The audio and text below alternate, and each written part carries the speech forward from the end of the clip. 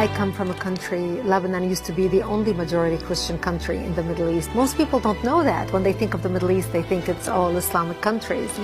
But Lebanon is the only majority Christian country in the Middle East. We were open-minded, we were fair. We prided ourselves on our multiculturalism. We welcomed everyone to our country, especially from the surrounding Arabic countries, because we wanted to share with them the westernization which we had created in the heart of the Middle East. Muslims used to send their children to come study in our universities because we had built the best universities in the Middle East. They graduated and worked in our economy because we had built the best economy in the Middle East, even though we did not have any oil. Lebanon was known as Paris of the Middle East, the banking capital of the Middle East.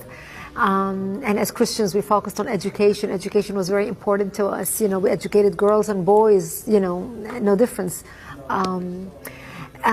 We were living the good time. Unfortunately, all that began to change by the 70s because of two things. The enlargement of the Islamic population in Lebanon, because we Christians marry one spouse until death do us part. We don't have many kids.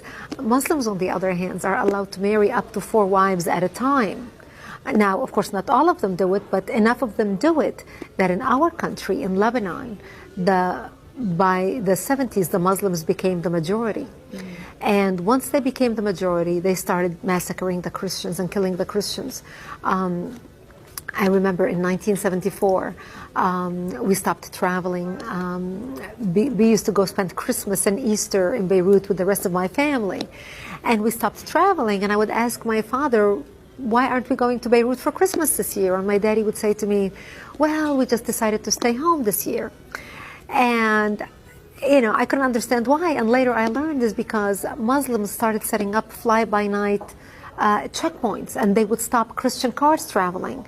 And when they would get people out of the car and look at their ID and find out that this is a Christian family traveling, because in Lebanon, our religion is written on our national ID, on your driver's license, on your passport. So when they see that this is a Christian family traveling, they would get everyone out of the car and shoot them in cold blood. So we became prisoners to our homes and our cities and our communities. And that's the reason why we stopped going anywhere. By 1975, that's when the war broke out, the civil war. And the war broke out because Muslims walked into a church on a Sunday morning and began shooting at Christian worshipers, and injured hundreds and killed 4 people. And that's what started out the all-out war.